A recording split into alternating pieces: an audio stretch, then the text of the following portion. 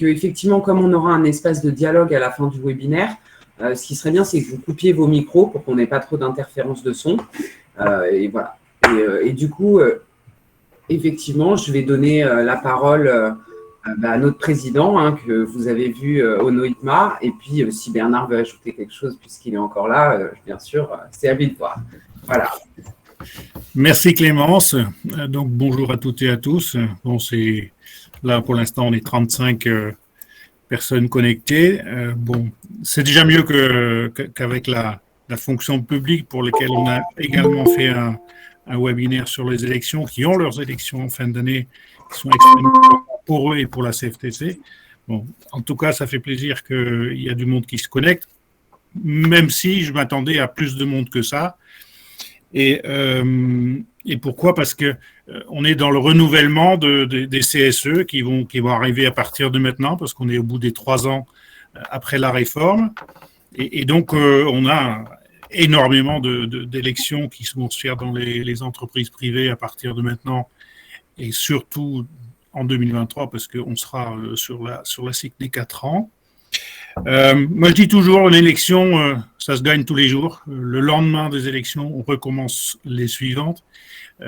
Quand on est élu pour nos collègues, et donc on travaille pour eux tous les jours. Et lorsqu'on travaille pour eux tous les jours, finalement, le moment principal de l'élection en lui-même devient beaucoup moins stressant et beaucoup plus facile, parce qu'on a l'historique de ce qu'on a fait pour nos collègues tout au long du mandat. Ceci dit, il y a toujours des points techniques à respecter, le protocole d'accord, bien sûr, et puis de plus en plus d'élections qui se font en électronique. Donc là aussi, il y a des choses qui sont à respecter. Et voilà, je pense qu'il n'y a pas mieux pour nous expliquer tout ça, Clémence et Thomas. Et donc, je vous souhaite un webinaire très constructif et apprenant avec nos 2 juristes. Merci. Merci, Ono. Non, je rajouterai rien. Je crois que tout a été dit. Donc, bon webinaire à tous. Merci bien.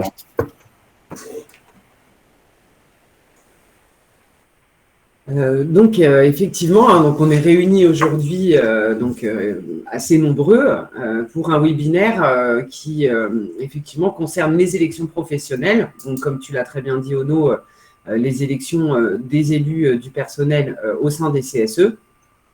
Et donc, effectivement, ce sujet va nous occuper de 10h30 à midi aujourd'hui. Donc, on va avoir une présentation commune qui est faite donc avec Thomas Panouillet, qui est le juriste et conseiller technique de la CFTC Cadre, et avec moi-même, que beaucoup d'entre vous connaissent puisque j'ai travaillé longuement à la CFTC Cadre et que j'interviens encore pour un certain nombre de structures de la CFTC. Donc, je suis directrice générale de LFC Dialogue Social, qui est un organisme de formation qui est habilité à former les élus du personnel. Et je suis également experte en droit social et en négociation collective. Donc ça, c'est mon organisme. On va passer rapidement. J'ai pas fait l'effet de style, sans pour moi.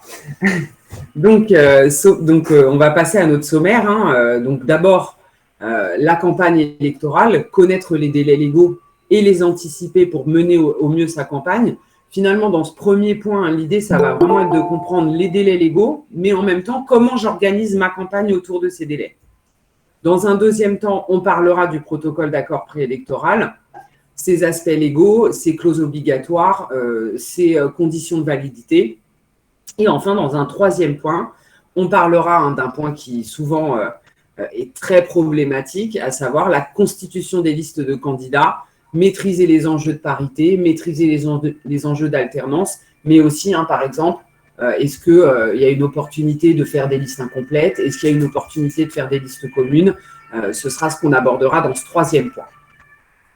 Et bien sûr, il y aura un temps d'un petit peu moins d'une demi-heure de questions-réponses où vous pourrez, comme le disait très bien Thomas, Marie va effectivement regarder vos questions sur le côté et on y répondra en fin de webinaire. Donc vraiment, je pense qu'en introduction, j'ai beaucoup aimé ce qu'a dit Ono, c'est-à-dire qu'effectivement, ça va être tout au long de notre webinaire quelque chose qui revient de manière récurrente, c'est que oui, effectivement, une élection professionnelle ne se prépare pas juste au moment de rédiger le protocole électoral, c'est-à-dire 60 jours avant les élections ou un peu moins. Ça se prépare, alors je ne sais pas si j'irai jusqu'à dire dès la fin du mandat, même si je le rejoins un peu, mais en tout cas longtemps à l'avance. Donc vraiment, hein, l'idée, ça va être de faire vraiment attention à ça. Donc, comme il le disait également très bien, les ordonnances dites Macron ont finalement fait un premier cycle, hein, puisque les instances ont été mises en place, les premières instances ont été mises en place de 2017 à 2021, et qu'effectivement, hein, donc petit à petit, entre 2021 et 2024, on va avoir effectivement le renouvellement de ces instances. Donc, ces élections, elles sont très importantes à double titre, et je dirais même à triple titre. C'est que non seulement au niveau de l'entreprise, il y a deux enjeux. Le premier enjeu, c'est de participer à la gestion et de représenter l'intérêt des salariés au sein même du CSE. Mais il y a un deuxième enjeu caché, bien sûr, c'est d'obtenir 10% et de pouvoir nommer, désigner un délégué syndical dans l'entreprise. Et ce délégué syndical, on le sait tous, il va pouvoir négocier les accords. Et donc, c'est très important à la fois de participer et d'être consulté sur la marche générale de l'entreprise, ce qu'on fait au sein du CSE, mais c'est d'autant plus important de pouvoir négocier les normes qui seront directement applicables aux salariés. Et en plus de ça, et ça c'est le deuxième enjeu très important, c'est que cette représentativité, c'est-à-dire l'audience que nous faisons dans chacune des entreprises, nous CFTC, va donner une audience au niveau de la branche et au niveau national, et donc depuis la loi du 20 août 2008, va donner la représentativité à la CFTC dans les branches ou au niveau national. Donc là encore, même enjeu pour les DS, ça veut dire que la CFTC participe à la création des normes applicables aux salariés au niveau de la branche, au niveau national et au niveau de l'entreprise. Donc, c'est pour ça vraiment que c'est très important de faire des belles listes et de bien préparer ces élections professionnelles et sa campagne. Autre chose sur laquelle je voulais insister, le taux de participation des élections pour les salariés du privé est de 42,76. C'est les derniers chiffres liés à la dernière mesure d'audience. Donc, l'objectif, ça va être, mais Thomas vous en reparlera mieux que moi, d'augmenter ce chiffre et un peu plus dans le détail pour conforter la légitimité de la CFTC, comme je vous le disais, de négocier et de participer à la norme pour tous les salariés en France. Donc, très rapidement, mais on va revenir, parce qu'effectivement, Thomas revient beaucoup sur la première partie sur cette question, mais très rapidement, pour déjà garder des points en tête, bien préparer ces élections, c'est savoir monter une équipe active et déterminer le rôle de chacun au sein de cette équipe. C'est négocier potentiellement des heures de délégation pour parler aux salariés et négocier le protocole d'accord préélectoral. C'est préparer son argumentaire, un argumentaire qui est concret et qui est pédagogique et qui parlera aux salariés de votre entreprise. Et c'est préparer sa liste de candidats en avance pour qu'elle soit la plus complète possible au moment où je dois la remettre à l'employeur, selon la date qui est déterminée dans le protocole d'accord préélectoral. Et je laisse Thomas vous parler de la suite. Ouais, je voulais rebondir sur les enjeux des élections professionnelles, parce que c'est aussi parfois une des causes de l'abstention, c'est qu'on a du mal à déterminer les enjeux de l'élection pour laquelle on vote. Donc, les élections professionnelles, il y a des enjeux vraiment multiples, tu as commencé à les aborder, Clémence, et surtout à tous les niveaux. Alors, vous, en tant que salarié, vous êtes d'abord concerné au niveau de l'entreprise. En fait, ces élections professionnelles dans l'entreprise vont donner un résultat qui va déterminer finalement quels sont les acteurs du dialogue social dans votre entreprise. Et ce qui est important à retenir, sans trop rentrer dans le détail, c'est que la donne sera complètement différente si vous atteignez ou pas le score minimum de 10% aux élections professionnelles, ce qui vous rendra représentatif ou non. En fait, dans le cas où vous atteignez les 10% ou plus, vous êtes considéré comme représentatif, ce qui permet dans votre entreprise, à la section CFTC, de désigner un délégué syndical et de participer aux négociations collectives dans l'entreprise, donc de négocier des accords collectifs, participer aux négociations annuelles sur les salaires, participer à la négociation pour la mise en place du télétravail, pour la mise en place d'une épargne salariale. Finalement, l'enjeu de la représentativité dans l'entreprise, c'est tout simplement de participer aux nombreux rouages au sein de l'entreprise et pas que le CSE. Mais ces résultats vont aussi vont aussi déterminer la participation de la CFTC à d'autres instances plus éloignées de l'entreprise et plus diverses. Ça va être la sécurité sociale, les caisses de retraite, l'assurance chômage, la désignation des conseillers prud'hommes, par exemple. Et de manière encore plus large, il faut aussi savoir que les organisations syndicales les plus représentatives, tout comme les organisations d'employeurs, sont les acteurs du dialogue social au niveau national et vont ainsi contribuer à l'élaboration des politiques publiques dans le domaine social, au sens vraiment très très large, puisqu'ils vont être finalement les interlocuteurs des plus hautes instances de l'État. Donc ça, c'était pour les enjeux. Maintenant, je voudrais vous faire un petit focus sur l'abstention qui est massive. Alors, vous le savez, ça ne concerne pas que les élections professionnelles, ça concerne également les élections politiques. Mais quelques chiffres sur l'abstention. Donc, pour déterminer la représentativité de la CFTC, il y a 3 élections qui sont prises en compte. Il y a les élections les plus communes, les plus classiques, qui sont celles des CSE, précédemment des comités d'entreprise. Et là, on voit bien que l'abstention augmente, puisque pour le cycle 2013-2017, on avait 57% d'abstention, et cette proportion est passée à 62% pour le cycle mettant en place les CSE. Ensuite, il y a une deuxième élection qui participe à la détermination de la représentativité, c'est l'élection des chambres d'agriculture. Là, ce sont les salariés de la production agricole qui sont amenés à voter. Et en 2016, on avait 83,1% d'abstention, abstention qui a encore augmenté au dernier cycle, qui date de 2019, puisqu'elle a atteint 89,8%.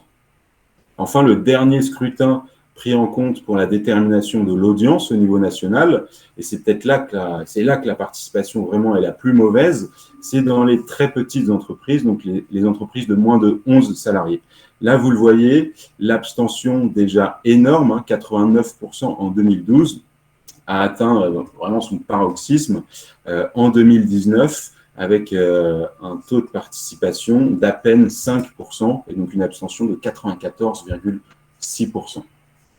Alors, je ne vous ai pas mis les chiffres de la fonction publique, mais là aussi, il y a une abstention croissante, puisque en 1950, à peu près, la participation dans la fonction publique aux élections professionnelles était de 80%. Il y avait vraiment une culture du vote. Et aujourd'hui, en 2018, elle était à un peu moins de 48%. Donc, suite à cette avalanche de chiffres qui font un peu peur, je voudrais vous proposer 3 constats sur l'abstention qui seront utiles dans vos entreprises pour préparer les élections. Déjà, c'est que la présence syndicale baisse de manière générale dans les entreprises. Durant les 25 dernières années, le nombre d'établissements où un syndicat est présent a considérablement reculé, environ d'un quart.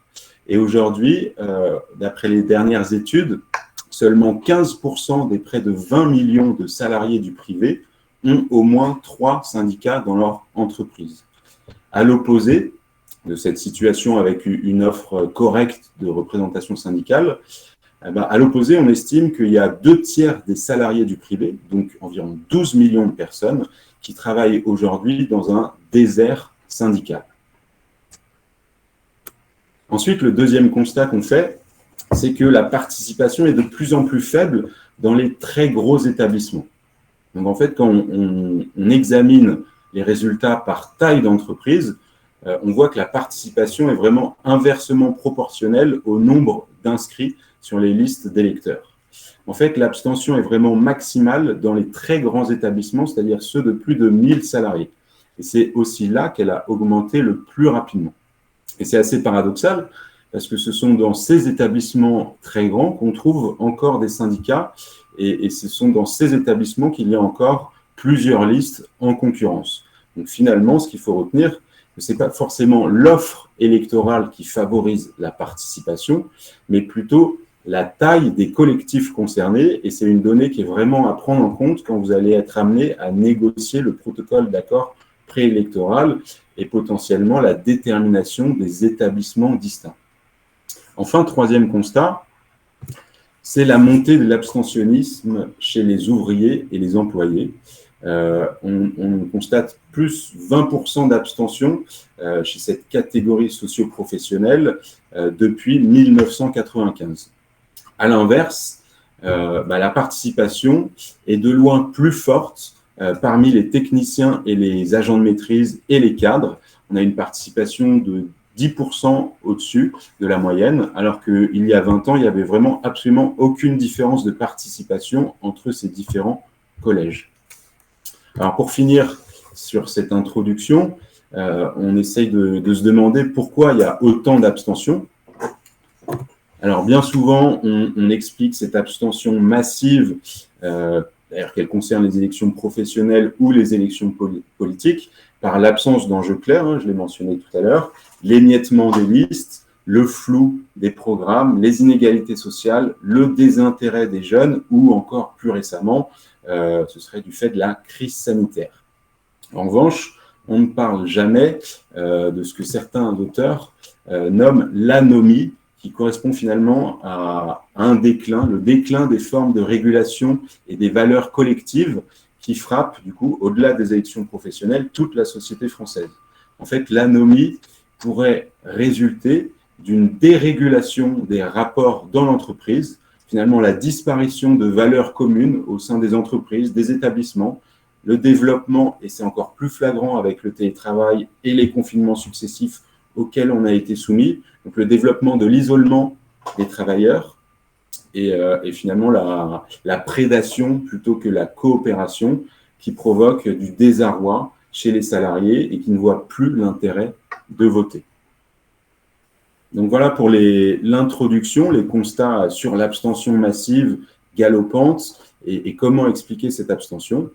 Maintenant, je vous propose de rentrer dans le vif du sujet et de voir la campagne électorale préalable aux élections, donc connaître les délais légaux et les anticiper pour mener au mieux sa campagne. Donc dans cette partie, Clémence va vous présenter d'abord les délais légaux qui encadrent les élections professionnelles, et ensuite, moi, je vous parlerai un petit peu plus de la période de campagne politique et de pré-campagne, et je vous expliquerai comment mener au mieux cette campagne.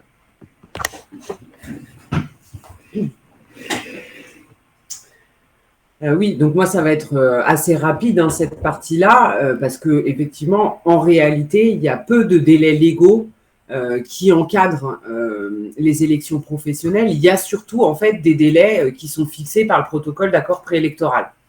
Donc, en fait, je vais surtout vous parler d'un calendrier électoral qui comprend effectivement à la fois des éléments légaux et sur lesquels l'employeur, qui sont intangibles, l'employeur ne peut pas revenir dessus, et qui sont des délais fixes, et d'autres où effectivement, là, c'est un calendrier qui dépendra de votre protocole d'accord préélectoral et qu'il faudra garder en tête. Donc voilà, je vous ai fait un schéma d'abord, dans un premier temps. Donc effectivement, l'organisation des élections, elle va se passer comme ça, sachant qu'il faut, bien sûr, avant d'organiser les élections, se demander aussi quel type de CSE on veut, comme disait Thomas, quel périmètre, quels établissements distincts potentiellement, parce qu'effectivement, au sein de ces établissements distincts, il faudra là aussi faire des listes à chaque fois. Donc, c'est important d'avoir cette idée en tête et de la garder en tête. Donc, il y a une première phase où je négocie à la rigueur potentiellement des périmètres, des établissements distincts pour avoir des nominations de délégués syndicaux. Et ensuite, il y a l'organisation en elle-même. Donc, l'organisation en elle-même du calendrier électoral, comme je vous le disais, elle est basée sur des délais légaux. Donc, c'est ceux que vous voyez en rouge et sur des délais qui sont fixés par le protocole d'accord préélectoral. Donc, il faut, par exemple, de manière légale, est obligatoire, informer les salariés dans les 90 jours avant le premier tour des élections. Donc, je ne peux pas fixer mon élection à un jour J si dans les 90 jours qui ont précédé ce jour J, je n'ai pas informé les salariés de la tenue de mon élection. Pareillement, je dois obligatoirement inviter les syndicats à négocier le protocole d'accord préélectoral dans les 60 jours avant le premier tour. Et je ne peux pas les inviter à négocier ce protocole d'accord préélectoral plus de 15 jours après la réunion du premier tour, la première réunion de négociation. Excusez-moi, je reprends en sens inverse. Ma première réunion de négociation ne peut avoir lieu légalement que 15 jours après l'invitation des syndicats à négocier le protocole. Je ne peux pas envoyer un courrier et dire on négocie demain, venez à la réunion. Non, il faut qu'au moment où l'employeur envoie au syndicat l'invitation, on soit effectivement, la réunion soit programmée dans les 15 jours qui suivent, minimum. Donc, il y a ensuite les dates et les délais de dépôt, des affichages, des candidatures, des envois du matériel de vote à distance qui sont déterminés dans le protocole d'accord préélectoral. Et il y a ensuite le premier tour des élections, suivi de la proclamation des résultats, suivi le cas échéant, c'est-à-dire si l'ensemble des sièges n'ont pas été pourvus, s'il n'y avait pas de candidat au premier tour, d'un deuxième tour des élections qui, là encore, c'est un délai légal, doit avoir lieu 15 jours après le premier tour. Mais là, vraiment, on est dans le schématique. Ce que je veux vraiment vous expliquer à travers ça, c'est qu'il faut, au moment où vous organisez vos élections, que vous ayez un tableau comme celui qui est affiché ici. Il faut que vous ayez votre propre calendrier électoral. Quelle est la date de premier tour? Quelle action je dois réaliser à cette date-là? Et donc là, vous voyez, par exemple, qu'on a effectivement l'ensemble des dates qui sont fixées par le protocole d'accord préélectoral et également des délais légaux qui nous permettent de savoir effectivement dans quel cadre et à quel moment je suis de ma campagne. Est-ce que c'est le moment d'envoyer ma candidature? Est-ce que c'est le bon moment pour envoyer mon tract? Est-ce que ce tract a le bon format? Tout ça, je vais le noter dans mon calendrier électoral et je vais construire ma campagne électorale autour effectivement de ce tableau. Donc là, vous en avez par exemple un deuxième exemple. Celui-là, il est issu directement d'un protocole d'accord préélectoral, mais tous les protocoles ne font pas ce résumé-là en annexe. Là, en l'occurrence, c'était le cas. Donc, vous voyez effectivement l'ensemble du calendrier électoral. Donc, je l'ai coupé parce qu'il y avait ensuite une autre page pour le deuxième tour. Mais vous voyez qu'effectivement, on sait exactement quand on a ça dans son bureau et qu'on mène sa campagne, eh bien que par exemple, effectivement, le dernier délai pour le dépôt du tract au service courrier pour l'envoyer individuellement aux salariés, ça va être le 30 septembre 2022. Donc, il faut que j'ai préparé mes équipes et mes tracts avant. Donc, c'est vraiment cette idée-là que je veux que vous gardiez en tête. Il y a des délais légaux et effectivement, vous pouvez vérifier si votre employeur les a respectés. Il y a les délais que vous avez négociés vous-même au sein même du protocole d'accord préélectoral. Mais quoi qu'il en soit, vous devez garder toujours en tête et toujours à côté de vous ce calendrier pour savoir à quel moment et dans quelle période électorale vous vous inscrivez. Et donc, et je vais redonner très rapidement la parole à Thomas. L'idée, en fait, c'est d'imbriquer votre calendrier de campagne dans ce calendrier-là et en gardant à l'esprit qu'effectivement, ce n'est pas au moment des 60 jours et au moment où on m'invite à négocier le pacte que je fais mon équipe, que je réfléchis à comment je vais faire ma liste, que je réfléchis à est-ce que j'ai bien le bon nombre de femmes. C'est avant ça où, effectivement, dès 12 mois avant le jour de l'élection, et ça, vous pouvez le prévoir même sans protocole d'accord préélectoral, puisque de toute façon, un mandat ne peut pas durer plus de 4 ans. Donc, avec le temps de la réorganisation des élections, vous savez quand même à peu près, même si vous n'avez pas le jour exact, vous savez à peu près quand est-ce que va tomber le premier tour de la prochaine élection. Donc, vraiment, 12 mois avant, il faut faire une première réunion avec son équipe CFTC d'élus. Voilà. Qui veut recommencer, qui veut changer, par exemple, de commission, qui est d'accord pour faire le tract, qui n'est pas d'accord pour faire le tract, mais est d'accord pour aller de bureau en bureau discuter avec tel service et tel salarié. Voilà, je fais mon équipe et je fais ma première réunion et je commence à déterminer cette équipe. Est-ce que je ne peux pas aller chercher des sympathisants en dehors de cette équipe? Il y a des gens qui m'ont dit, on a apprécié l'action que vous avez fait à la CFTC. Voilà. Est-ce que je ne peux pas les faire rejoindre la marche dans l'entreprise? Donc ensuite, 6 mois avant, donc on débute la période de pré-campagne, c'est-à-dire qu'on peut déjà faire des tracts, on peut faire des communiqués. Voilà ce que la CFTC a accompli au sein du CSE. Voilà sur quoi elle s'est opposée à l'employeur. Voilà, par exemple, tel chèque social et culturel qu'elle a apporté et qu'elle a remplacé par tel autre qui était devenu inutile, par exemple. Et ça va être ensuite, 4 mois avant, donc le début de la campagne électorale, avec là encore les visites, les tracts et la campagne vraiment envoyée à l'employeur, hein, légalement. Et enfin, pour arriver à ce jour J électoral, mais je vais laisser Thomas, du coup, vous expliquer un peu plus en détail la stratégie de campagne que vous pouvez potentiellement adopter.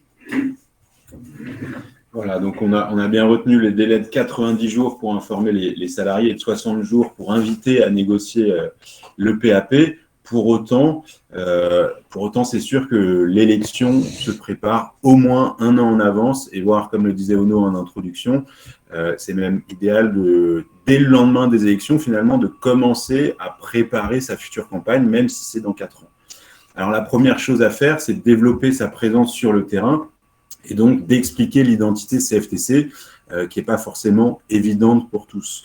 Donc, c'est connaître vraiment les valeurs fondamentales de la CFTC, qui est un syndicat réformiste non révolutionnaire, qui propose des services à ses adhérents, hein, un syndicat de services, qui est porteur de valeurs sociales et humaines, qui émet des revendications réalisables. Hein. L'objectif, c'est toujours d'aboutir à un accord.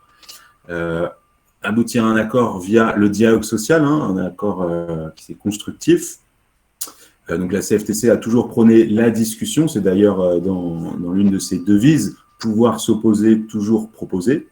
Et c'est aussi un syndicat qui se veut complètement indépendant et qui n'a aucun lien avec le monde politique, qui place l'homme au centre de l'entreprise, qui est pour la défense du bien commun, hein, qui est une notion vraiment qu'il faut maîtriser et pouvoir expliquer à ses collègues.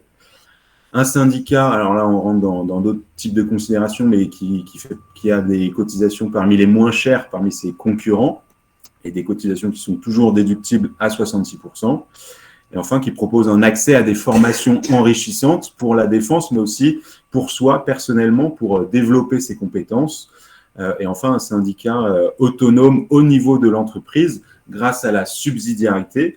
Et ça, je pense que c'est un point très important et qu'il convient d'expliquer à vos collègues, c'est qu'à la CFTC, vous ne verrez pas la centrale, la confédération vous expliquer ce que vous devez faire dans votre entreprise. On considère qu'au niveau de votre entreprise, vous êtes autonome, vous respectez les grands principes dégagés par la CFTC, mais c'est à vous, à votre niveau, vous êtes le mieux placé pour savoir ce qui est le mieux pour vos collègues et pour vous. Alors, un an avant la tenue des élections, il est très important de s'informer et de se former. La CFTC propose justement énormément de formations syndicales où vous pouvez justement apprendre quant aux instances de représentation du personnel, comment elles sont mises en place, comment elles fonctionnent, quels sont leurs moyens, quelles sont leurs attributions, pour finalement connaître le rôle que vous serez amené à jouer si vous êtes élu. Il y a des formations évidemment en droit du travail pour que vous puissiez accompagner et conseiller vos collègues, en négociation collective, si vous êtes amené à être délégué syndical et donc à négocier, on l'a vu, des NAO, une épargne salariale, sur la durée du travail, des formations également sur la santé et la sécurité au travail. Par exemple, à la CFTC CAD, on en propose des spécifiques pour l'encadrement, qui abordent spécifiquement les risques psychosociaux et le burn-out, des formations également en management, en communication écrite et numérique. Vraiment, là, c'est quelques exemples que j'ai trouvés dans des plans de formation, soit chez nous, soit à l'URIF, par exemple. Mais l'idée, c'est que voilà, la CFTC va vous proposer de vous former pour que vous abordiez au mieux les élections et votre rôle une fois élu. Donc, on avance un petit peu dans les étapes de la campagne électorale, dans la timeline, et à 300 jours avant les élections, il est vraiment très important de réaliser un diagnostic, c'est-à-dire dresser finalement le bilan des actions syndicales, de la situation de l'entreprise, de son environnement, de ses forces, de ses faiblesses. Et en fait, de ce diagnostic va découler votre stratégie et votre plan d'action. Finalement, faire un diagnostic, ça permet de mobiliser une équipe vers la réussite des élections.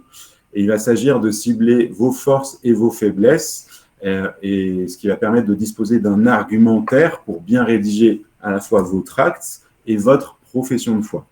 D'ailleurs, la profession de foi, c'est un outil vraiment très important de la campagne qui permet parfois de sensibiliser les salariés qui hésitent encore dans leur choix de vote.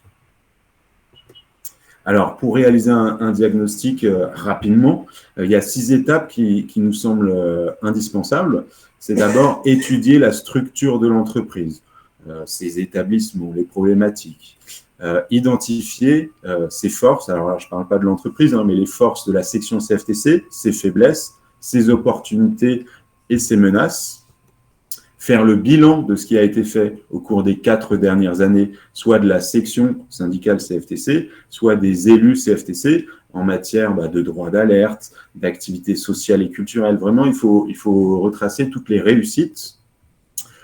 Ensuite, en 4e étape, il convient évidemment d'étudier la concurrence, puis de cibler ses principaux électeurs, auprès de quel cœur de métier vous êtes susceptible de faire le plus de voix. Peut-être, justement, ce sera à étudier dans le PAP, justement, qui vous donne un peu des chiffres très importants sur les collèges électoraux, ce genre de choses. Et enfin, appréhender le contexte plus globalement. Alors, une fois qu'on a fait ce bilan, on peut définir une stratégie et un plan d'action. Donc, en fonction de la structuration de l'entreprise, de vos forces, de vos faiblesses, de votre section syndicale, de la concurrence et surtout de vos cibles pour les votes. Vous pouvez, une fois que vous avez fait cette stratégie et établi un plan d'action, vous lancer véritablement dans la campagne électorale. Donc, pour vous lancer dans cette campagne, il va falloir surtout communiquer et être visible auprès des salariés. Donc, pour communiquer, ce qu'il faut, la règle numéro 1, finalement, c'est d'avoir une présence régulière auprès des salariés. Il y a quelque chose qui a tendance à disparaître, et ça explique peut-être une partie de la montée de l'abstention. C'est les tournées, à l'époque, on appelait ça les tournées d'atelier. Aujourd'hui, on peut appeler ça les tournées de bureau, qui sont de plus en plus rares. Les représentants du personnel se concentrent parfois un peu trop sur leur rôle de représentants et de participants à des instances. Sauf que les représentants du personnel doivent jouer un rôle vraiment auprès de chaque salarié. Ils doivent être présents à leur côté, recueillir les problématiques, essayer de les résoudre. Et finalement, l'idée, c'est qu'un représentant du personnel ne doit pas poser de problème, il doit résoudre les problèmes. Ensuite, pour communiquer, évidemment, il convient d'utiliser l'affichage sur les panneaux d'information CFTC et de régulièrement changer ces affichages, histoire de ne pas se retrouver avec une communication qui date de 2012 sur un panneau CFTC. Distribuer des tracts, informer régulièrement les salariés sur l'actualité dans l'entreprise, sur leurs droits. Ensuite, aller voir plus spécifiquement les sympathisants et les adhérents CFTC pour leur rappeler que s'ils souhaitent continuer leurs activités, il est nécessaire de se positionner dès maintenant, 210 jours avant les élections, comme candidat. Ensuite, on vous conseille effectivement de valoriser la création de commissions facultatives au sein du CSE, commission logement, commission formation par exemple, ce qui permet d'intégrer des salariés qui ne sont pas forcément élus au CSE et qui seront par la suite vraiment un atout pour votre campagne électorale.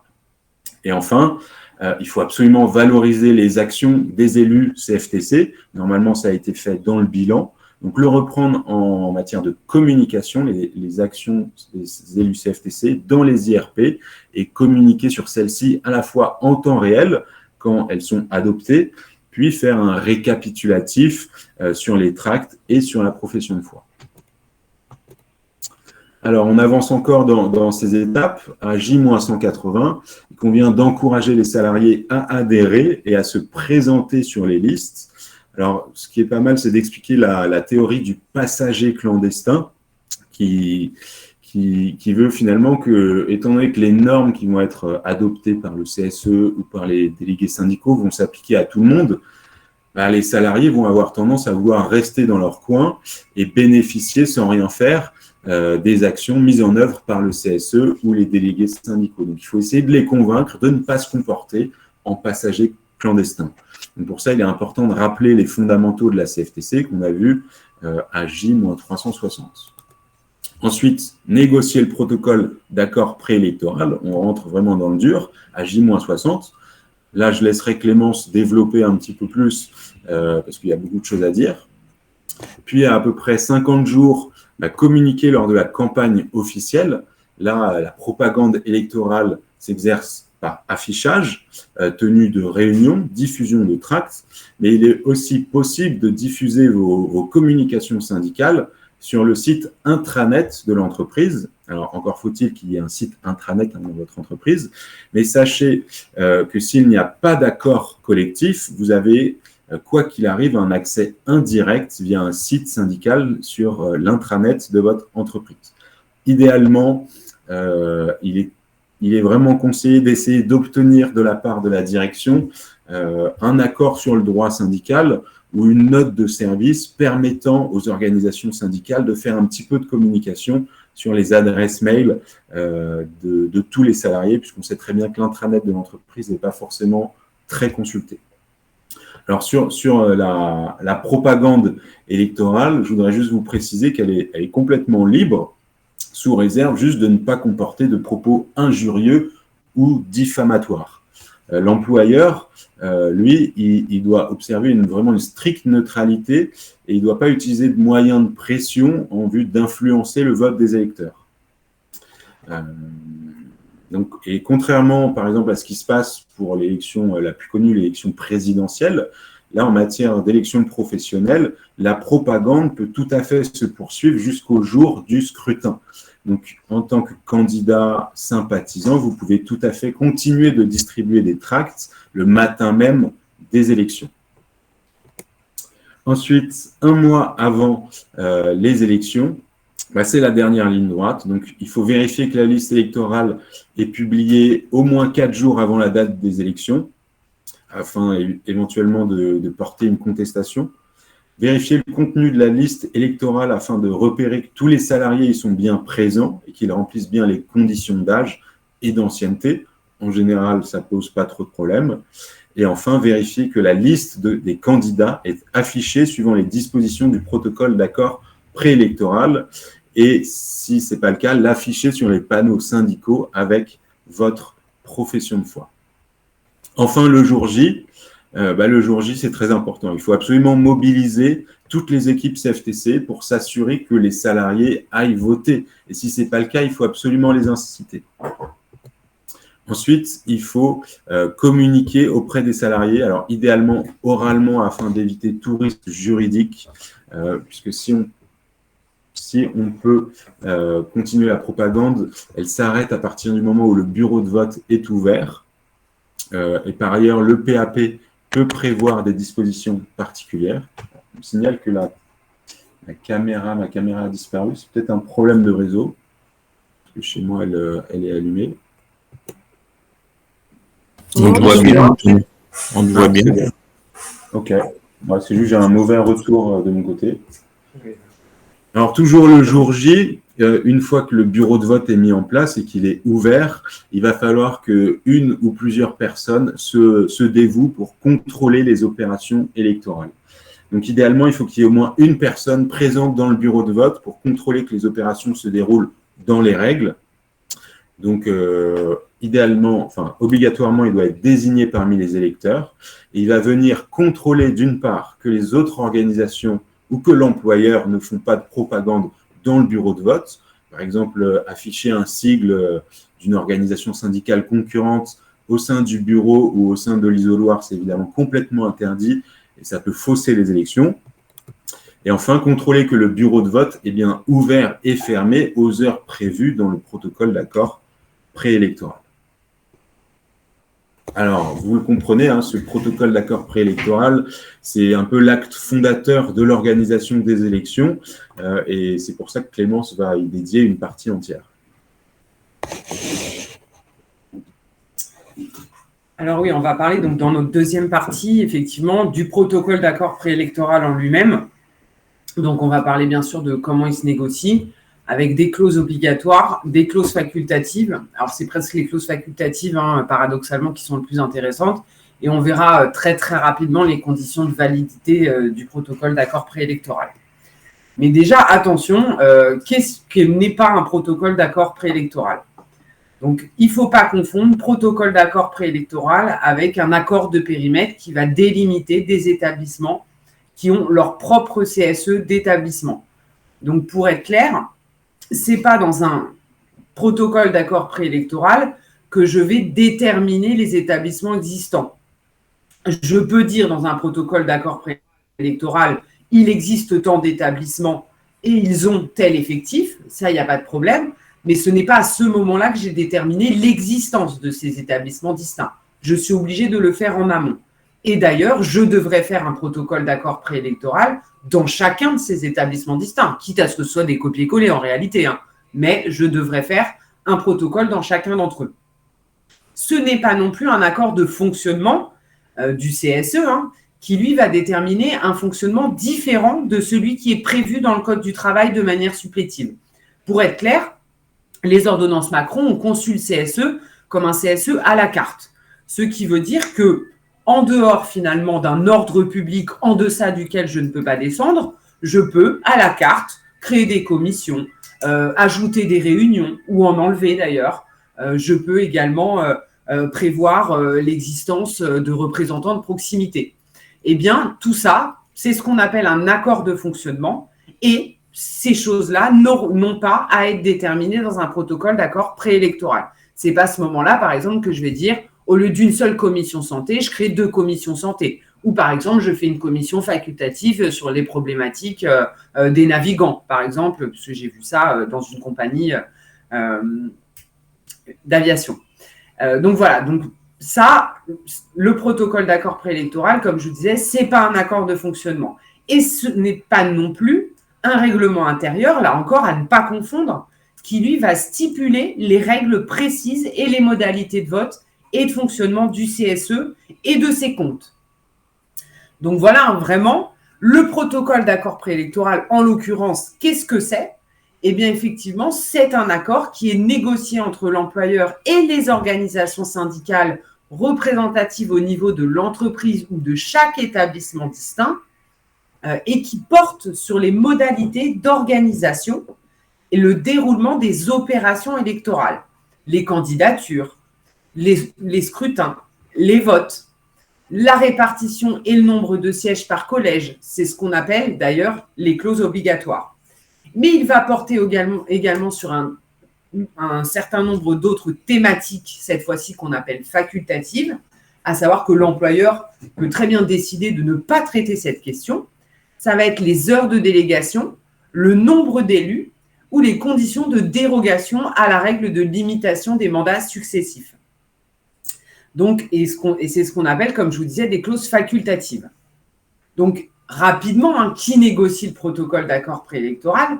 Le protocole d'accord préélectoral est obligatoire. L'employeur est obligé d'inviter, même dans une entreprise entre 11 et 20 salariés, il est obligé d'inviter les organisations syndicales représentatives.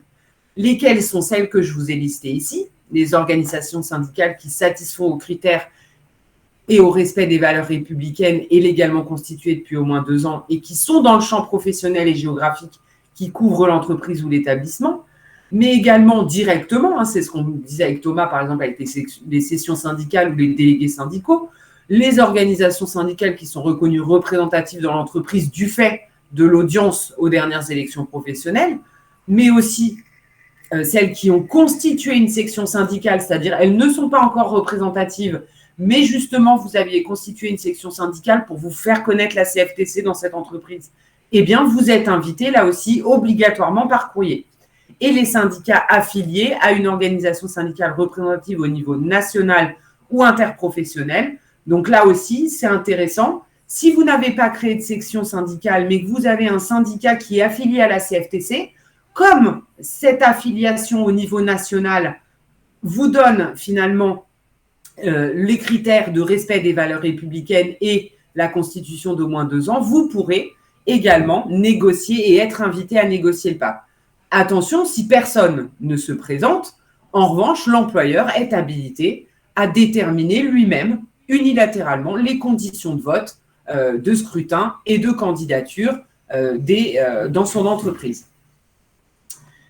Attention, si l'employeur n'invite pas un syndicat, en revanche, il peut être poursuivi pour délit d'entrave, puisque c'est un délit d'entrave à la constitution d'un CSE, et cette omission peut en outre, attention, très important, entraîner l'annulation de toutes les élections professionnelles. Donc là aussi, c'est ce que je vous disais avec le calendrier, dans quel délai les syndicats doivent-ils être invités? C'est ce que je vous disais, l'invitation doit vous parvenir au plus tard 15 jours avant la date de la première réunion. Sinon, c'est trop facile, tous les employeurs invitent la veille, personne ne peut venir et tous les employeurs font des protocoles unilatéraux. Donc non, effectivement, il y a ce délai de 15 jours qui est incompressible. Et bien sûr, l'employeur, pour adresser son invitation, comme je vous le disais, soit l'adresse au syndicat par courrier. Le plus simple, s'il a déjà des organisations et des sections syndicales dans son entreprise, c'est bien sûr de l'adresser directement à tous les délégués syndicaux de son entreprise, aux représentants de la section syndicale ou directement au syndicat. Donc attention, là aussi, quand je vais négocier mon protocole d'accord préélectoral, il faut que je garde ça en tête à tout prix. L'employeur doit potentiellement, en fonction des informations qu'il vous fournit, justifier ces informations et vous prouver leur bien fondé.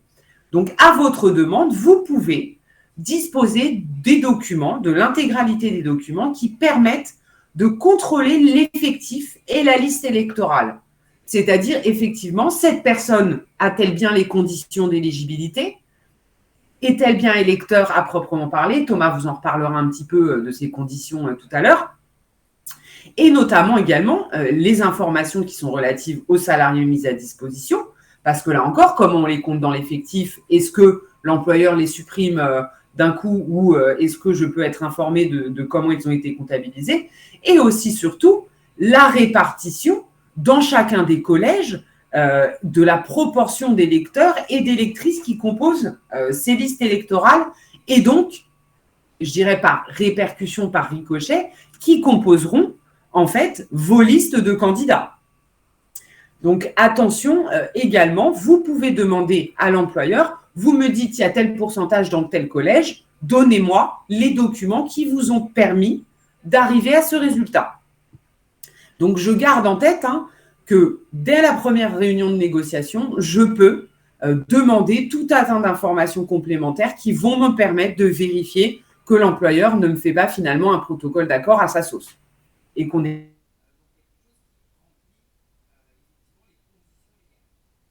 bien dans quel thème? Des thèmes obligatoires, c'est-à-dire que l'employeur et vous ne pouvez pas ne rien écrire sur ces questions-là, sur ces thématiques, sous peine de rendre le PAP invalide. Et donc, ces thèmes doivent forcément faire l'objet d'une négociation dans le protocole. Donc, ça va être bien sûr les modalités d'organisation et de déroulement des opérations électorales, date de dépôt des candidatures et modalités de dépôt. Est-ce que je fais un dépôt par courrier? Est-ce que je fais un dépôt par fax? Des fois, c'est extrêmement précis. On a même je ne suis pas très bonne en informatique, mais la quantité finalement de données que l'on peut envoyer à l'employeur pour pas que le fichier soit trop lourd. Donc, des fois, ça va aussi loin avec le format du texte, etc. La répartition des salariés et des sièges dans les collèges électoraux. Alors, il y aurait beaucoup à dire parce qu'il y a des règles assez précises sur les collèges électoraux. La répartition qui s'effectue d'ailleurs dans les collèges électoraux en fonction de la nature des fonctions réellement exercées. Donc, attention, l'employeur ne peut pas se contenter de dire là, j'ai un salarié. Si le salarié en question et dire voilà, ce salarié, je l'ai mis dans le collège ouvrier. Si le salarié en question manage une équipe et que vous considérez qu'il doit être dans le collège cadre, c'est quelque chose dont vous pouvez débattre parce que la jurisprudence a déjà dit qu'on regardait les fonctions réellement exercées et non le statut. Donc, cette répartition des sièges, selon les collèges, elle est en principe proportionnelle aux effectifs de chaque collège. Toutefois, dans le protocole d'accord préélectoral, vous pouvez tenir compte de circonstances particulières à l'entreprise et ça peut vous conduire éventuellement à surreprésenter un collège en lui attribuant davantage de sièges, sachant qu'il y a une règle absolue, c'est que cette règle, c'est-à-dire d'avantager, par exemple, je dis n'importe quoi, le collège cadre, n'est possible que si en tout état de cause, je garde au moins un siège qui est attribué à chaque collège électoral. C'est-à-dire, pour être simple, je ne peux pas avoir un collège électoral existant, mais sans siège pour le représenter. J'ai toujours au minimum une personne, même si effectivement, j'ai décidé de surreprésenter une partie de l'électorat dans mon protocole d'accord préélectoral. Il y a également, comme je vous disais, des thèmes facultatifs, et c'est là-dessus que je voudrais un tout petit peu plus appuyer. C'est donc les thèmes facultatifs, il n'y en a pas beaucoup en réalité, dans le sens où il n'y en a que 3, mais ils sont extrêmement importants pour la simple et bonne raison que je ne pourrai plus revenir dessus. C'est simple, si je ne négocie pas ces thèmes dans le protocole d'accord préélectoral, je ne pourrai jamais revenir dessus pendant toute la période du mandat. Je serai obligé d'attendre 4 ans le prochain protocole d'accord préélectoral. Donc là aussi, sur ces thèmes facultatifs, il faut être préparé. C'est-à-dire combien j'ai utilisé d'heures de délégation sur mes 4 années, ou au moins la dernière année, je ne dis pas qu'il faut tenir un tableau sur les 4 ans, mais combien j'utilise d'heures de délégation en moyenne par mois, par rapport au nombre légal auquel j'ai le droit. Est-ce que ça vaut le coup d'en négocier plus ? Est-ce que j'ai trouvé qu'on n'était pas assez de personnes et on avait du mal effectivement à se répartir les rôles tellement il y avait de rôles ? Est-ce que je peux potentiellement du coup négocier finalement plus d'élus du personnel ? Donc vraiment, voilà, l'idée ici, c'est pas de négocier à tout prix sur ces thèmes facultatifs, c'est de réfléchir à vos besoins, à vous en tant qu'élu. C'est-à-dire mon équipe, elle a besoin de combien d'heures ? Combien on a utilisé ? Est-ce que c'était assez ? Est-ce que c'était trop ? Et si c'était trop, peut-être que ce que je peux faire, c'est dire, OK, je réduis le nombre d'heures globales, mais j'augmente le nombre de personnes. Comme ça, il y a une équipe plus grande sur laquelle nous pouvons compter les uns sur les autres. Donc voilà, c'est comme ça qu'il faut aller en négociation de protocole d'accord préélectoral. Est-ce que j'ai besoin de plus de personnes ? Est-ce que j'ai besoin, pas de plus de personnes, mais finalement de plus d'heures ? Parce que là, les gens en place n'ont pas suffisamment d'heures, par exemple, pour rédiger leur PV, n'ont pas suffisamment d'heures pour aller voir les salariés et discuter de leurs problématiques, n'ont pas suffisamment d'heures pour organiser une permanence juridique. C'est ça, les questions que vous devez avoir mis sur papier avant d'aller en négociation de protocole d'accord préélectoral en vous demandant est-ce que je veux et pourquoi je veux ça et être capable de l'argumenter auprès de l'employeur. En revanche, une chose qu'il faut toujours penser à négocier, quoi qu'il en soit, même sans argumentation, c'est dans une entreprise entre 50 et 300 salariés, il y a une règle dans le Code du travail qui dit qu'on peut déroger à la règle de limitation des mandats successifs. Je m'explique, normalement, à part pour les entreprises de 50 à 300 salariés, vous êtes limité depuis le CSE à 3 mandats successifs. Donc 3 mandats de 4 ans. Ce qui veut dire qu'après, il faudra faire finalement un peu comme Poutine et Medvedev, c'est-à-dire qu'il faudra laisser sa place 4 ans et revenir. Donc, dans les entreprises de 50 à 300 salariés, la loi a créé une dérogation qui dit que dans le protocole d'accord préélectoral, je peux écrire une clause où je dis non, pas de limitation à 3 mandats. Je fais plus de mandats. Et donc là, si vous êtes dans cette situation précise, c'est-à-dire vous êtes dans un effectif entre 50 et 300 salariés, il faut absolument que vous mettiez cette clause et que vous demandiez l'inscription de cette clause dans le protocole d'accord préélectoral. Autre chose, c'est aussi dans le protocole d'accord préélectoral qu'on détermine la durée du mandat. Donc, si vous n'écrivez rien, il n'y a pas de souci, elle sera de 4 ans. Mais faites bien attention à ce qu'aucun protocole d'accord préélectoral ne vous propose de réduire les mandats à 2 ans ou 3 ans. On voit déjà le casse-tête que c'est de faire des élections. On n'a pas besoin d'en refaire tous les 2 ans. Je ne pense pas que ce soit utile. Donc, attention, c'est ce que je vous disais. Ces sujets ne peuvent pas faire l'objet d'un accord collectif de droit commun. Si je loupe le coche à mon protocole d'accord préélectoral, c'est tant pis, je l'aurai loupé pour 4 ans. Donc voilà, pour finir et très très rapidement sur le protocole d'accord préélectoral, il y a des conditions de validité du protocole d'accord préélectoral qui varient. La condition principale et la norme de la validité du protocole d'accord préélectoral, c'est la condition de double majorité. Vous la connaissez, c'est une condition qui s'applique aussi aux accords de droit commun et elle concerne toutes les clauses sauf disposition contraire. On va voir qu'il y a une disposition contraire sur ma slide d'après.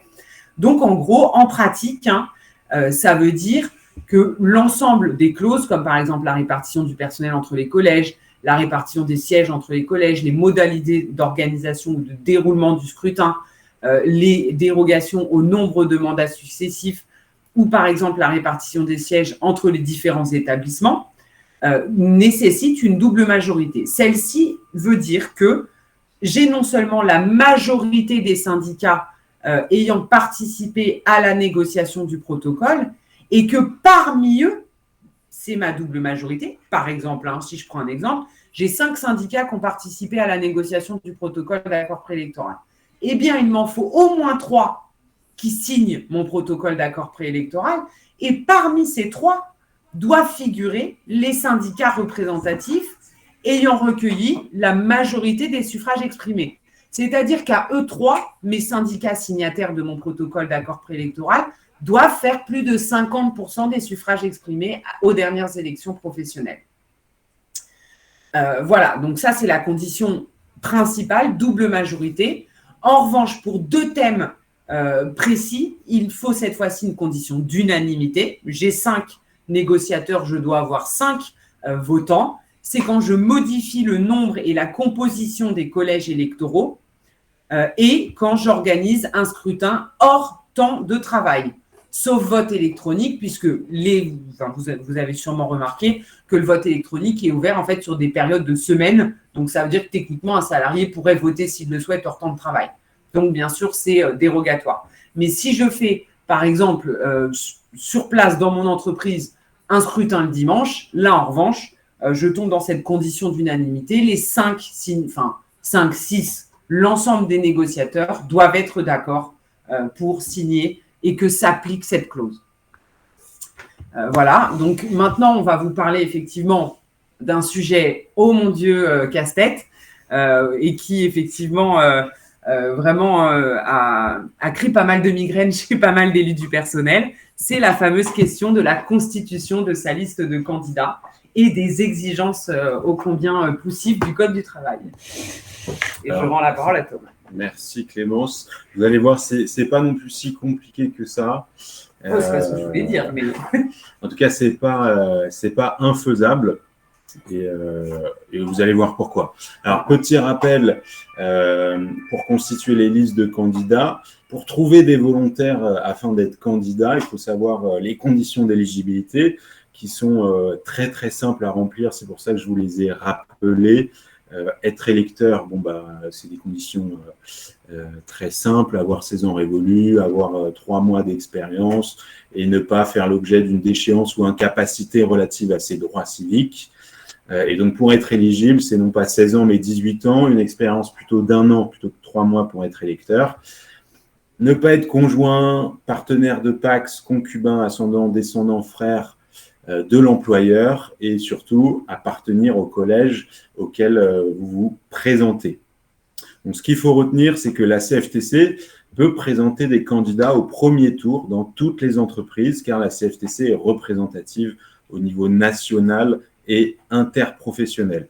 Et ce qu'il faut aussi avoir en tête, mais j'imagine que c'est le cas pour vous, c'est que le premier tour est réservé aux organisations syndicales et au deuxième tour, les candidatures sont libres.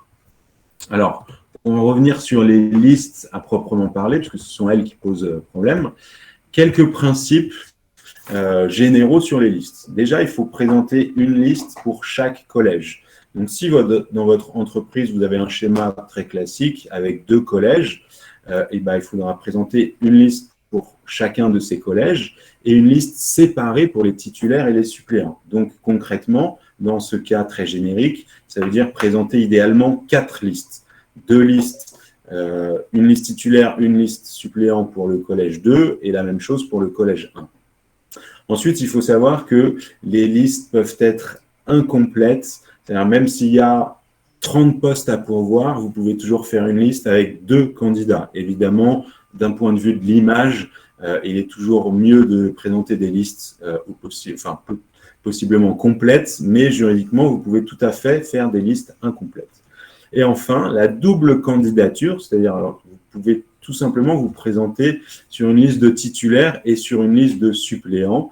Seulement, si vous êtes élu dans les 2 cas, finalement, vous ne siégerez qu'en tant que titulaire. Donc ça, c'est pour les principes généraux concernant les listes. Ensuite, il faut faire vraiment attention à l'ordre d'inscription des candidats sur la liste. C'est extrêmement important car finalement, les sièges sont attribués par ordre de présentation des candidats, sauf en cas de rature, on le verra un peu plus tard. Et le candidat en tête de liste a donc nécessairement beaucoup plus de chances d'être élu. Et enfin, ce qu'il faut avoir en tête, c'est que le salarié pressenti pour être désigné délégué syndical à l'issue des élections doit avoir été candidat au premier tour sur la liste des titulaires ou des suppléants. Alors, maintenant, on va voir que ce qui pose problème, c'est le respect de la parité dans les listes. Donc, le PAP va vous fournir des informations qui vont vous permettre de remplir cette obligation de parité dans les listes. Et il y a 2 principes à retenir. C'est que d'une part, les listes doivent être composées d'un nombre de femmes et d'hommes correspondant à leur part respective sur la liste électorale. À défaut, il y a un risque d'annulation de l'élection des candidats élus en surnombre. Donc ça, c'est le principe de proportionnalité.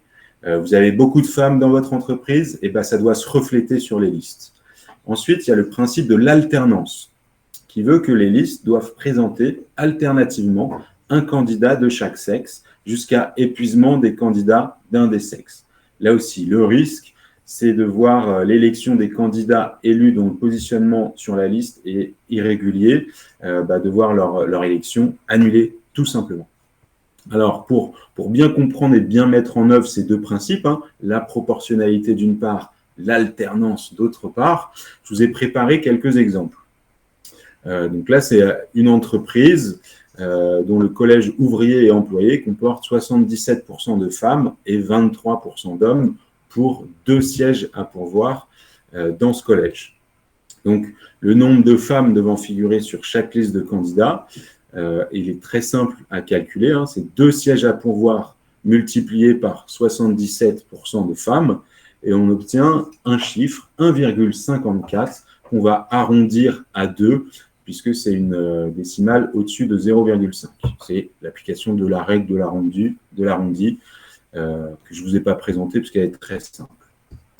Donc, le nombre d'hommes devant figurer sur la liste, là, en l'occurrence, est égal à 2 postes à pourvoir multipliés par 23%, parce qu'il y a 23% d'hommes, soit 0,46. Donc, si on applique la règle de l'arrondi, ça fait 0 siège en faveur des hommes. Mais comme il n'est pas question non plus d'exclure complètement un sexe de la représentation, on écarte la règle de l'arrondi et cette liste va devoir comporter en première position une femme, puisqu'il y a une majorité de femmes dans ce collège, et en deuxième position, un homme. Autre exemple, dans une autre entreprise, où il y a cette fois 190 salariés, et dans le collège ouvrier employé, on a 165 salariés, dont 55 femmes et 110 hommes pour 8 délégués titulaires à élire. Donc, on va regarder le nombre de femmes devant figurer sur chaque liste. Donc là, c'est toujours le même calcul. 8 postes à pourvoir, multipliés par 55 sur les 165 salariés que comporte le collège. Ça nous donne 2,6, soit, en application de la règle de l'arrondi, 3 postes dédiés aux femmes dans cette élection et dans ce collège. Donc, pour les hommes, on fait la même chose. 8 postes à pourvoir pour 110 hommes sur 165. Ça nous fait 5,3 qu'on arrondit à 5 puisque la décimale est inférieure à 0,5. Et donc là, vous avez le nombre d'hommes et le nombre de femmes à élire dans ce collège.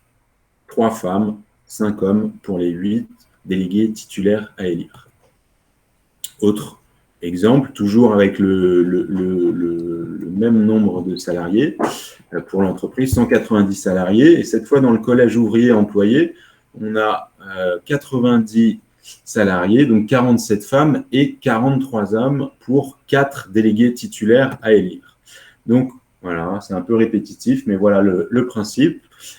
4 postes à pourvoir pour 47 femmes sur 90 salariés du collège. Donc, on a 2 candidats femmes qui doivent apparaître sur la liste et 1,9 candidats hommes qu'on arrondit à 2 donc pour cette liste, pour le collège ouvrier et employé de cette entreprise.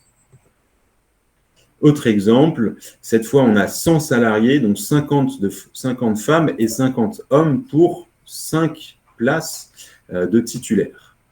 Donc là, vous le comprenez bien, on a 2,5 pour les femmes et 2,5 pour les hommes. Donc dans ce cas-là, en cas d'égalité stricte, chaque liste de candidats devra présenter au moins 2 hommes et 2 femmes, et le 5e candidat pourrait être soit un homme, soit une femme. Alors, cette configuration, elle est quand même très très rare, mais voilà, je voulais vous montrer, vous signaler qu'en cas d'égalité, le dernier candidat peut être un homme ou une femme. Donc ça, c'était pour la proportionnalité. Maintenant, je vous propose de voir l'alternance. Donc, je vous rappelle le principe, c'est que les listes doivent présenter alternativement un candidat de chaque sexe jusqu'à épuisement des candidats d'un des sexes. Donc, dans cet exemple, on a 3 femmes et 5 hommes qui doivent apparaître sur la liste. Et la liste de candidats est faite ainsi. On a femme A, femme B, homme B, femme C, homme C, femme D, homme D. Donc là, on se rend tout de suite compte qu'il n'y a pas de représentation équilibrée. La proportion des femmes est trop importante par rapport au nombre de femmes dans ce collège. Il y aurait dû avoir que 3 femmes sur cette liste. Et en plus de ça, l'alternance n'a pas été respectée puisqu'il y a trop de femmes. Autre exemple, là on a toujours 3 femmes et 5 hommes à élire et on a une liste de candidats faite ainsi. Homme A, homme B, femme A, homme C, femme B, homme D. Alors dans ce cas-là, on a une représentation équilibrée dans le sens où il n'y a bien que 3 femmes sur cette liste. En revanche, l'alternance n'a pas été respectée car 2 hommes ici sont présentés à la suite en tête de liste. Donc si la liste obtient 4 élus, c'est l'élection de l'homme B qui doit être annulée car c'est l'élu dont le positionnement sur la liste ne respecte pas les prescriptions relatives à la composition alternée des listes. En revanche, si le juge constate après l'élection le non-respect de l'alternance, ça va entraîner l'annulation de l'élection du ou des élus dont le positionnement sur la liste ne respecte pas l'alternance, même si les résultats sont conformes à la part d'hommes et de femmes. Finalement, c'est l'homme B qui est mal placé sur cette liste, puisqu'il aurait fallu que ce soit une femme à ce niveau-là. Donc, c'est l'élection de l'homme B qui va être annulée. Donc, vous voyez, c'est pas si compliqué cette proportionnalité et cette alternance, d'ailleurs qu'on fait calmement ces calculs et qu'on prend le temps de travailler ces listes.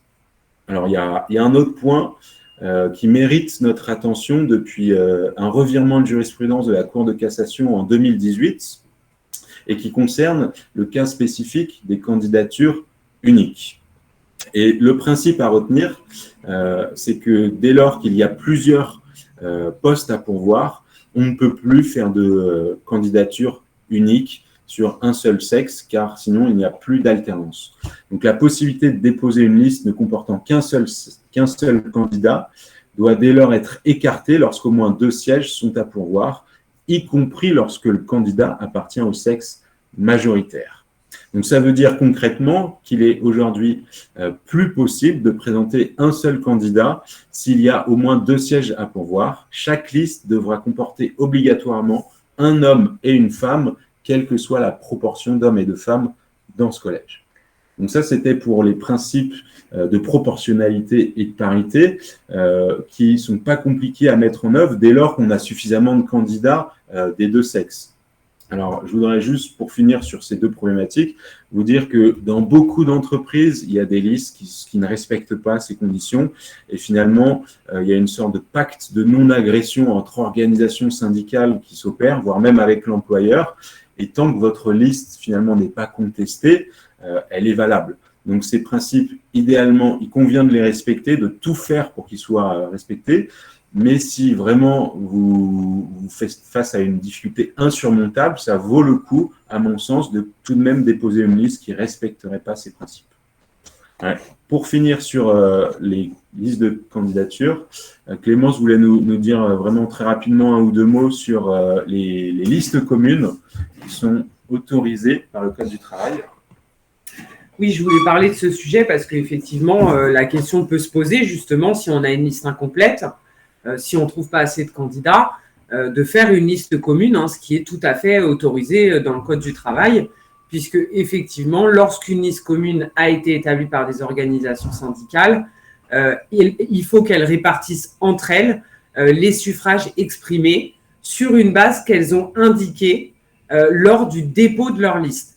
Donc, la petite particularité ici de la candidature commune, c'est qu'au moment où le protocole d'accord préélectoral me dit je dois déposer ma liste, mettons c'est le 2 février, eh bien le 2 février, je ne me contente pas de déposer une liste, je dépose une liste et je dépose une clé de répartition de ma liste.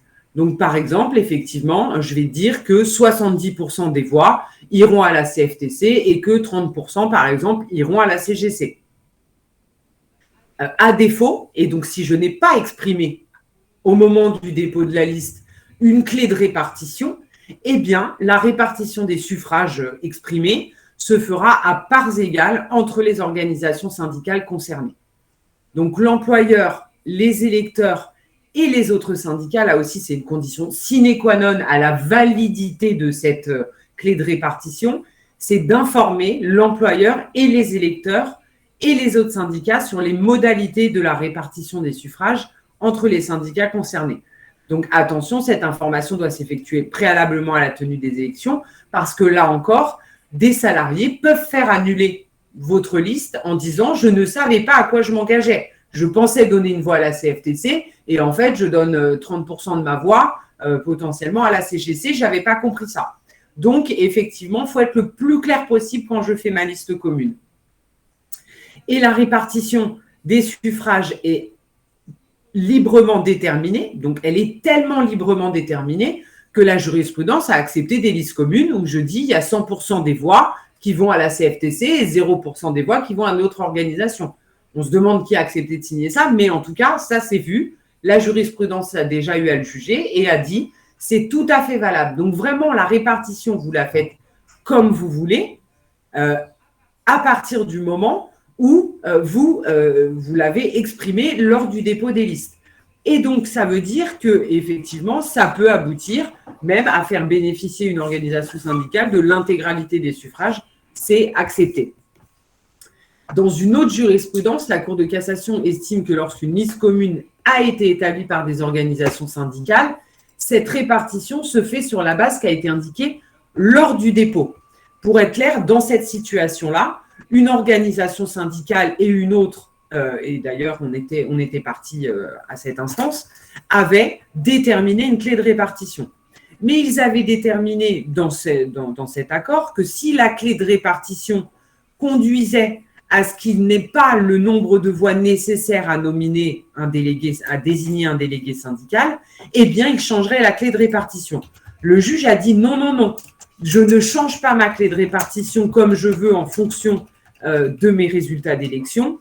Je ne peux faire que ce que j'avais prévu au moment du dépôt des listes et que ce que j'ai écrit au moment du dépôt des listes.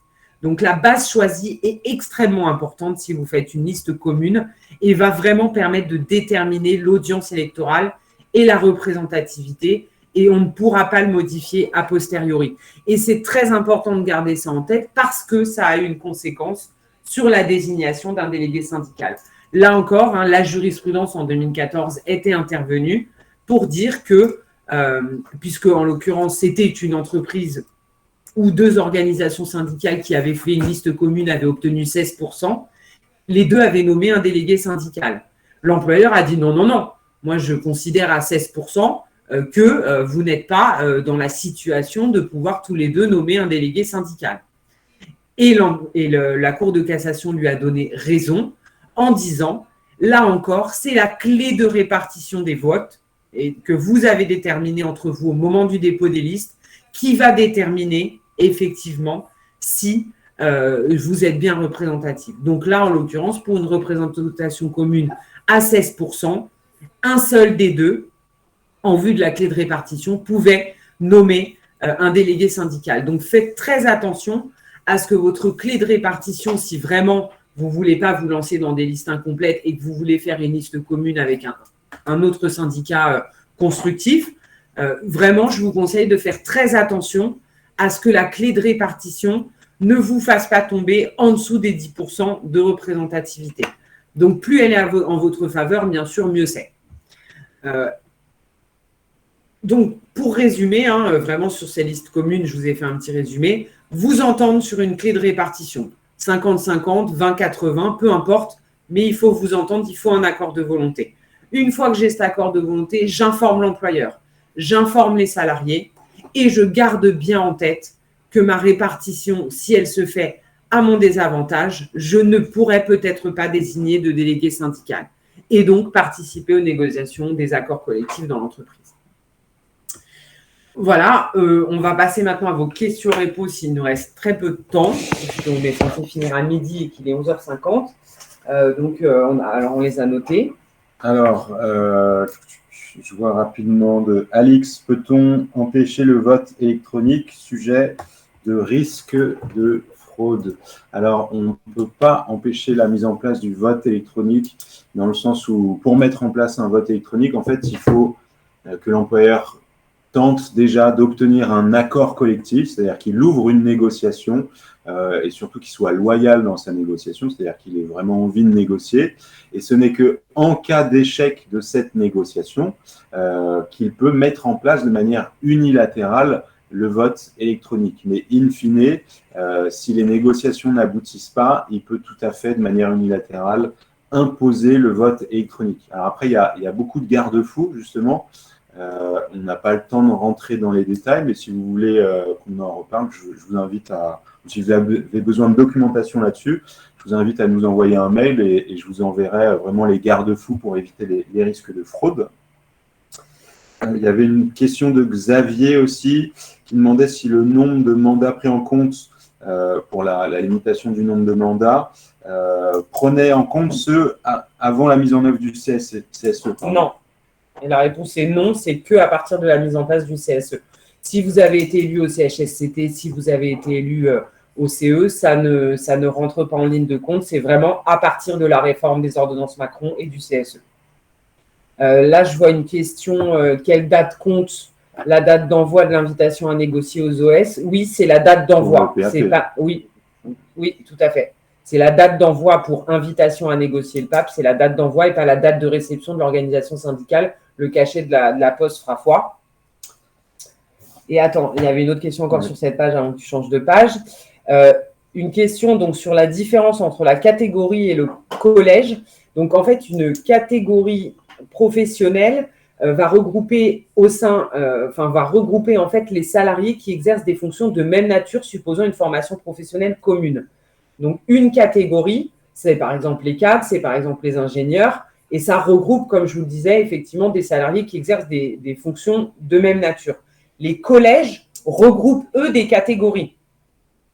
Donc, un collège va comprendre, par exemple, la catégorie ouvrier et la catégorie employé.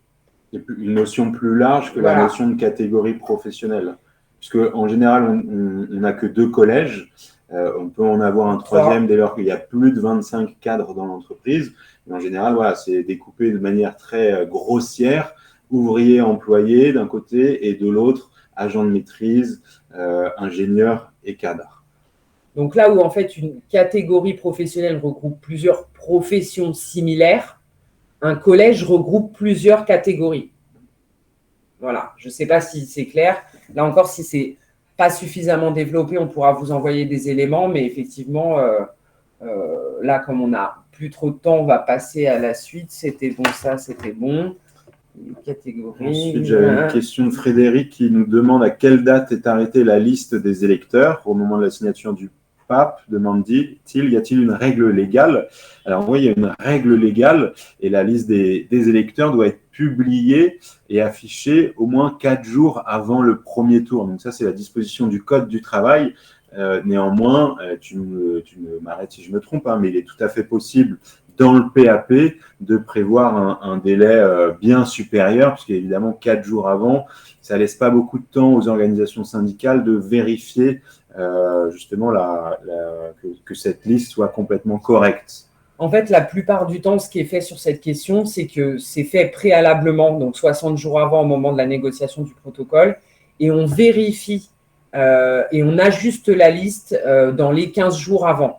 Parce qu'effectivement, certains électeurs n'ont pas encore acquis justement l'expérience, l'ancienneté. Voilà, plutôt la condition n'ont pas acquis les conditions pour être électeurs, alors que les conditions pour être électeur et pour être éligible s'apprécient au premier tour, au jour du premier tour. Donc, effectivement, c'est pour ça que la loi précise ça, que dans les 4 jours avant, au grand maximum, il doit avoir effectivement déposé les listes d'électeurs et d'éligibles, d'ailleurs. Ensuite, on a une question de Gilles qui nous demande comment marche la proportionnalité en alternance en cas de liste incomplète. Tout simplement, en fait, la proportionnalité en cas de liste incomplète, cette règle empêche simplement une surreprésentation d'un sexe. C'est-à-dire que si en fonction des calculs qu'on a vus, vous n'avez que 2 femmes à insérer dans votre liste pour, mettons, 10 candidats, vous ne pouvez pas faire une liste incomplète de 4 candidats avec 3 femmes. C'est en ça que la proportionnalité va venir limiter les listes incomplètes. C'est-à-dire pas de surreprésentation des sexes. Enfin, il y avait une question concernant toujours l'alternance femmes-hommes de Frédéric qui nous demande s'il y a une règle de mettre en place en numéro 1 sur la liste une femme ou un homme. Oui, tout à fait. En fait, ça va être en fonction de la proportionnalité homme-femme dans le collège. Et si les hommes sont plus représentés dans le collège, il faudra que la liste comporte un homme en premier. Et si c'est les femmes qui sont plus représentées dans le collège, effectivement, ce sera les femmes en premier. Parce que cette règle de l'alternance conduit effectivement que si j'ai 10 noms à mettre et que j'ai 6 femmes et 4 hommes, si je veux bien faire de l'alternance, si je ne commence pas par une femme alors que j'ai que 4 hommes, on voit bien vite que mon alternance, au bout d'un moment, je ne l'aurai plus et puis je vais me retrouver avec 4 femmes à la fin. Donc, dans l'exemple que je viens de donner, si j'ai 6 femmes et 4 hommes à mettre, je commence par une femme, je mets un homme, ensuite je mets une femme et ça 4 fois de suite. Et je me retrouve à la fin de ma liste avec 2 femmes qui se suivent. Là, il n'y a pas de problème puisque c'est ce que la liste, c'est ce que la proportionnalité conduisait à faire. En revanche, effectivement, si ma liste est incomplète, je suis obligé de m'arrêter. Si ça prévoyait 6 hommes et 4 femmes et que je n'ai que 4 hommes et 3 femmes, eh bien, je vais commencer par les hommes et je vais m'arrêter là. Et si mon problème, c'est que j'ai même que 2 hommes et 5 femmes, eh bien, je vais être obligé de m'arrêter puisque je ne pourrais pas remettre un nom de femme derrière un autre nom de femme si je ne suis pas au bout de ma liste et si ça ne correspond pas à la représentativité du collège. Excusez-moi Clémence, je vous interromps, c'est Jérémy de DIAC, délégué syndical CFTC. Donc en fait, il faut dès qu'on a atteint le quota d'un des 2 sexes, on peut ensuite continuer la liste avec que des femmes, par exemple, si on a atteint le quota des 4 hommes et 6 femmes. Oui, si les calculs que vous expliquez, Thomas, fait que vous avez, comme je vous disais, 6 femmes et 4 hommes parce que c'est la proportion. La proportionnalité n'est pas la parité. C'est pas j'ai 5 hommes, 5 femmes à chaque fois, ou alors dès que je ne peux plus alterner, ce qui reviendrait au même, eh bien j'arrête ma liste. Non, si vous êtes bien dans la proportionnalité prévue, oui, effectivement, vous pouvez avoir 2 noms d'hommes qui se suivent, mais déjà, ça ne peut arriver qu'à la fin.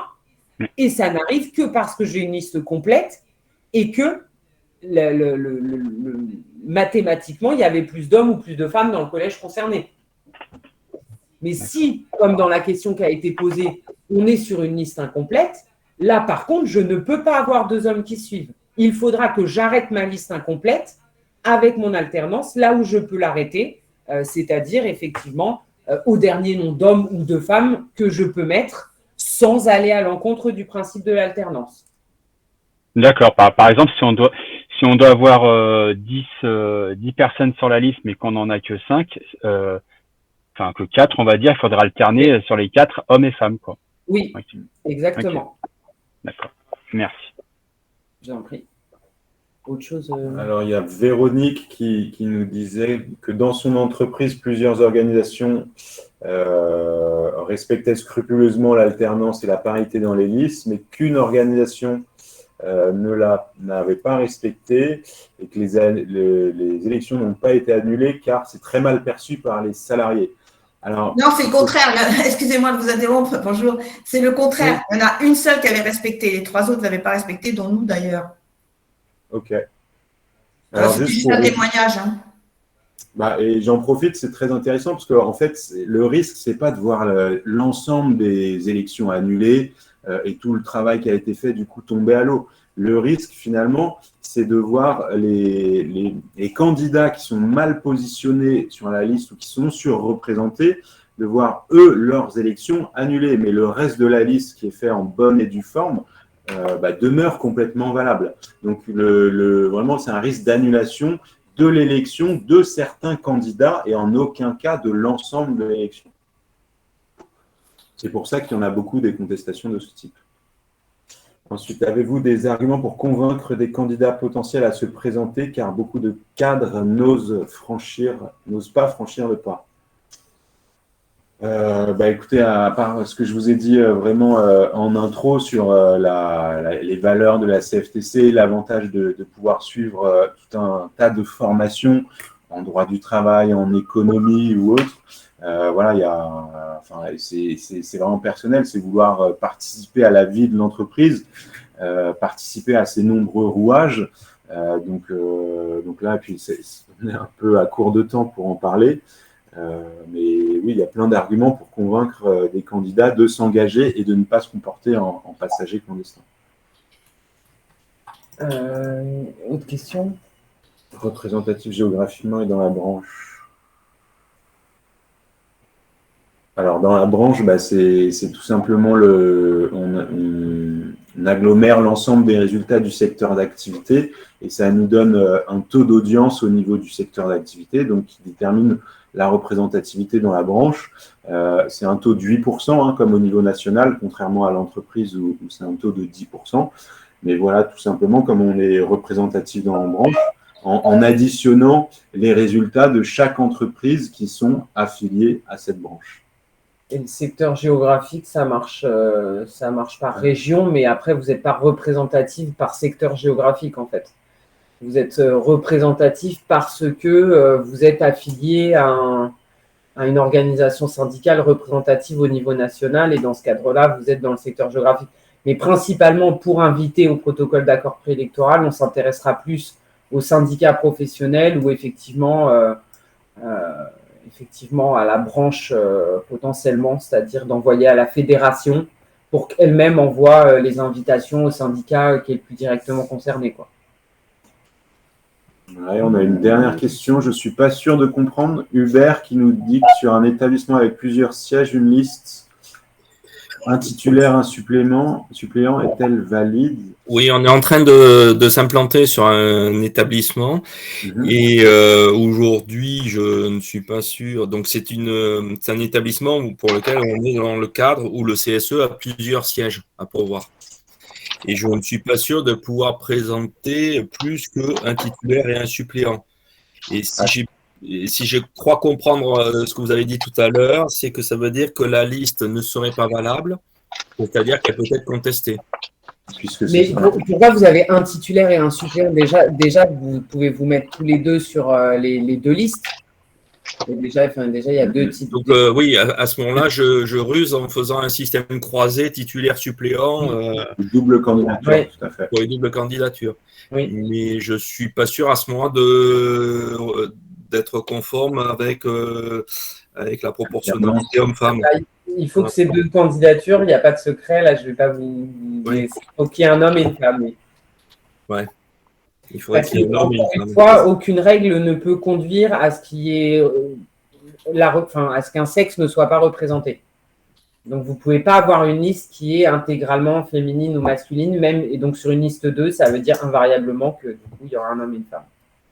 Et ça veut dire que c'est toute la liste, excusez-moi, c'est toute la liste qui serait non valide, ou c'est seulement de dire que celui qui serait élu ne pourrait pas l'être?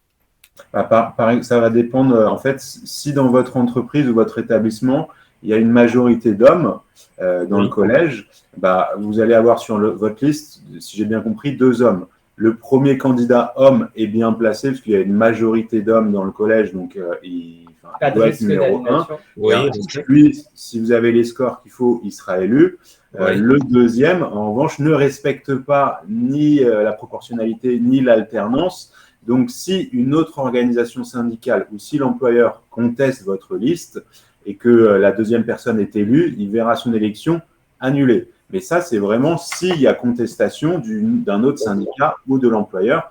Alors, je n'ai pas de chiffre exact, mais c'est pas systématique du tout, cette contestation. Et justement, vous n'avez pas non plus précisé, dans un cadre plus général, où on a des listes beaucoup plus grandes, s'il y a un candidat qui est contesté donc parce qu'il ne respecte pas l'alternance, etc., qui est pour lequel son élection est finalement non validée, est-ce qu'on rentre bien on prend le nom suivant comme élu de notre liste électorale? Tout à fait. Oui. Ouais, tout à fait. D'accord. La seule chose on va pas pêcher qui chez peut aller à l'encontre de ça, c'est de raturer des noms. Oui. En fait. C'est-à-dire qu'effectivement, là, la personne, c'est pas valide, donc sa place n'est pas valide, donc on prend le nom suivant. La seule autre règle qui pourrait conduire au fait qu'on ne prenne pas le nom suivant, c'est que cette personne, son nom ait été raturé par plus de 10% des suffrages valablement exprimés. Et dans ce cadre-là, on prendra la liste et on élira dans le sens du nombre de chaque personne et des voix qu'elles ont eues. Mais c'est la seule exception. Sinon, effectivement, on passe à celle d'après sur la liste. C'est dans l'ordre de présentation de la liste. Et j'avais une autre question, si j'ai encore un instant le micro. Le Code du travail prévoit le remplacement des titulaires parce qu'ils démissionnent ou parce qu'ils partent à la retraite par leurs suppléants. Mais par contre, il n'y a rien qui est écrit pour le remplacement des suppléants.